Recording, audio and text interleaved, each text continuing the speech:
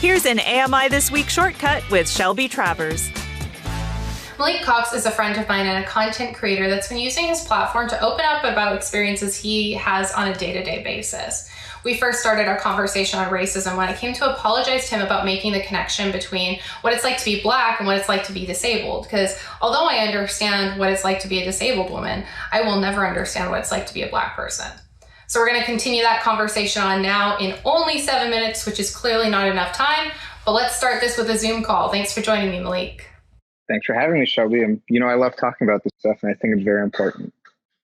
So let's start out with microaggression, because I think that's an important place to start and then kind of explain to people what that is and what that means. So what is microaggression to you, and what are some experiences you've had in the past with microaggressions just on a daily basis?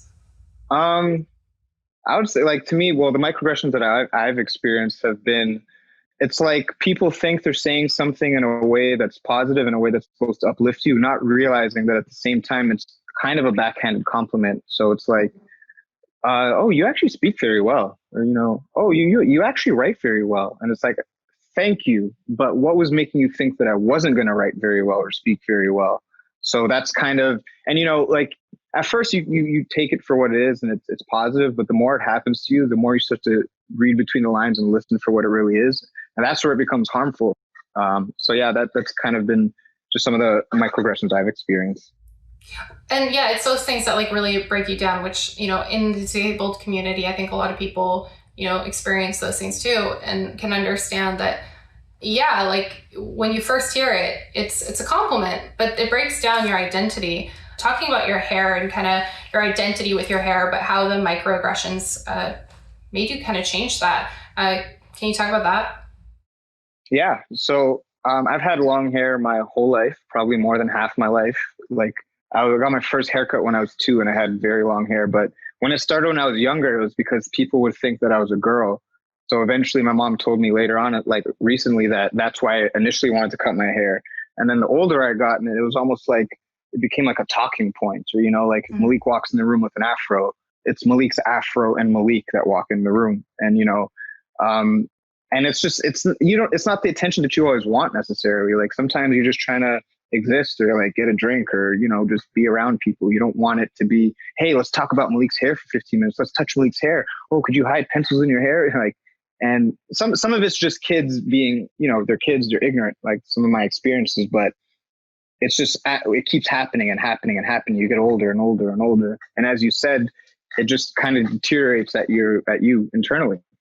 Yeah, it breaks you down and you're just, you don't know what your own identity is, which I think is, something you've opened up about and struggled with, who you are and figuring out your identity, especially in these times when, Black Lives Matter is hopefully becoming a continued on movement, which leads into internalized racism and sometimes what we feel and what, trying to whitewash, certain communities.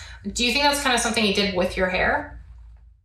Yeah, definitely to a certain degree. I mean, the first time I cut my hair was completely different. When I was a kid, it was because I didn't like people thinking that I was a girl. But as I got older, it became, all right, well, I'm just trying to exist in this space. I don't necessarily want to be, controlling the energy of, oh, let's talk about Malik's hair. So to do these certain things and almost, I guess, to quiet down my personality and quiet myself down, it was, okay, well, let me cut my hair, and then I could just, in a way, conform. I could fit in because I'll look like anybody else. We all got short hair as men for the most part. So yeah, that was, I guess that's one way that I felt I was dealing with it in a positive manner, but I didn't really realize how I'm actually just internalizing this racism and making it something that deteriorates me internally.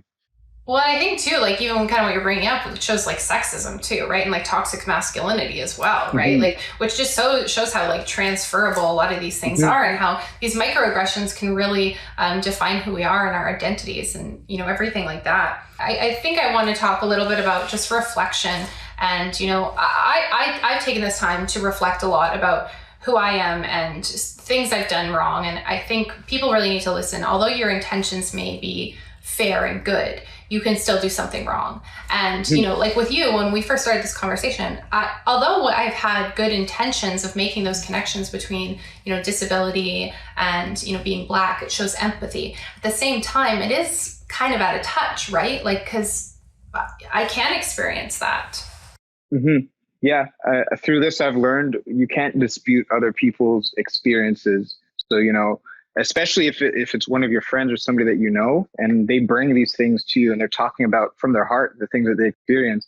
It's not a matter of who could be hurt more or who has worse experiences. It's, you know, in that moment, it's that person telling you what it is that's, you know, led them to be the way that they are, or who they are as a person. And the only way that we can move forward is if we reflect on things of the past and, you know, reconcile with that and be like, okay, I was wrong, even though I did have the right intentions. And then we could take that and move forward with a new mentality. But we're not going to get anywhere just carrying forward a past mentality, I believe.